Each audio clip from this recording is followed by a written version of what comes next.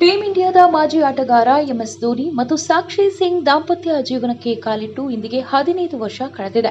July 4, 2010ರಲ್ಲಿ Dhoni ಅವರು ಸಾಕ್ಷಿಯವರನ್ನ ಡೆಹ್ರಾಡೂನ್ನಲ್ಲಿ ವಿವಾಹವಾಗಿದ್ರು.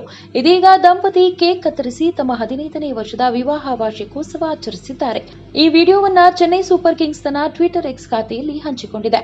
ಸಾಮಾಜಿಕ ಜಾಲತಾಣದಿಂದ ದೂರ ಉಳಿದಿರುವ ಧೋನಿ ತಮ್ಮ ಯಾವುದೇ ಶುಭ ಸಮಾಚಾರವನ್ನ ಸಾರ್ವಜನಿಕವಾಗಿ ಹಂಚಿಕೊಳ್ಳಲು ಬಯಸುವುದಿಲ್ಲ. ಆದರೂ ಚೆನ್ನೈ ಸೂಪರ್ ಕಿಂಗ್ಸ್ ಟ್ವಿಟರ್ನಲ್ಲಿ ಈ ವಿಚಾರವನ್ನು ಹಂಚಿಕೊಂಡಿದ್ದು, ನಮ್ಮ ರಾಜ ಮತ್ತು ರಾಣಿಗೆ ವಿವಾಹ ವಾರ್ಷಿಕೋತ್ಸವದ ಶುಭಾಶಯಗಳು ಎಂದು ಹೇಳಿದ್ದಾರೆ. ಧೋನಿ ಅಭಿಮಾನಿ ಬಳಗದಿಂದಲೂ ಸಾಮಾಜಿಕ ಜಾಲತಾಣದಲ್ಲಿ ಶುಭಾಶಯಗಳು ಬಂದಿದೆ. ಧೋನಿ ಕೇಕ್ ಕತ್ತರಿಸಿ ಪತ್ನಿಗೆ ತಿನ್ನಿಸುವ ಮೂಲಕ ತಮ್ಮ 15ನೇ ವರ್ಷದ ವಿವಾಹ ವಾರ್ಷಿಕೋತ್ಸವವನ್ನು ಸಂಭ್ರಮಿಸಿದ್ರು. ಈ ಜೋಡಿಗೆ ಜೀವಾ ಎಂಬ ಮುದ್ದಾದ ಮಗಳಿದ್ದಾಳೆ. ಐಪಿಎಲ್ ವೇಳೆ ಗ್ಯಾಲರಿಯಲ್ಲಿ ಕುಳಿತು ಅಪ್ಪನಿಗೆ ಚೀರ್ ಅಪ್ ಮಾಡುವ ದೃಶ್ಯಗಳು ಹಲವು ಬಾರಿ ವೈರಲ್ ಆಗಿತ್ತು. ಈಗಾಗಲೇ ಅಂತಾರಾಷ್ಟ್ರೀಯ ಕ್ರಿಕೆಟ್ಗೆ ವಿದಾಯ ಹೇಳಿರುವ ಧೋನಿ ಈ ಬಾರಿಯ ಐಪಿಎಲ್ ಟೂರ್ನಿಯಲ್ಲಿ ಐಪಿಎಲ್ಗೂ ವಿದಾಯ ಹೇಳುವ ಮೂಲಕ ಎಲ್ಲಾ ಕ್ರಿಕೆಟ್ಗೆ ಗುಡ್ ಬೈ ಹೇಳಲಿದ್ದಾರೆ ಎನ್ನಲಾಗಿದೆ.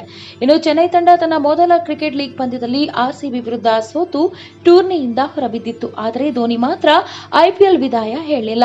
ಮುಂದಿನ ಆವೃತ್ತಿಯಲ್ಲಿಯೂ ಆಡುವ ನಿರೀಕ್ಷೆಯಲ್ಲಿದ್ದಾರೆ ಎಂದು ಹೇಳಲಾಗುತ್ತಿದೆ. 2011ರ ಏಕದಿನ ವಿಶ್ವಕಪ್ ಫೈನಲ್ ಪಂದ್ಯದಲ್ಲಿ ಭಾರತ ತಂಡದ ಗೆಲುವಿಗೆ 275 ರನ್ಗಳು ಬೇಕಾಗಿದ್ದವು. ಅಂತೆಯೇ ಆರಂಭಿಕ ಬ್ಯಾಟರ್ ಗೌತಮ್ ಗಂಭೀರ್ 97 ರನ್ ಬಾರಿಸಿ ಉತ್ತಮ ಅಡಿಪಾಯ ಹಾಕಿಕೊಂಡಿದ್ರು.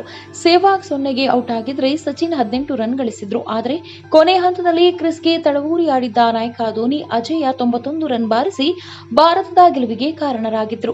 ಅಂತೆಯೇ ಇನ್ನಿಂಗ್ಸ್ನ ಕೊನೆ ಓವರ್ನಲ್ಲಿ ಲಂಕಾ ಬೌಲರ್ ನುವಾನ್ ಕುಲಶೇಖರ್ ಅವರ ಎಸೆತಕ್ಕೆ ಸಿಕ್ಸರ್ ಬಾರಿಸಿದ್ರು. ಅದು ಭಾರತದ ಗೆಲುವಿನ ರನ್ ಕೂಡ ಆಗಿತ್ತು.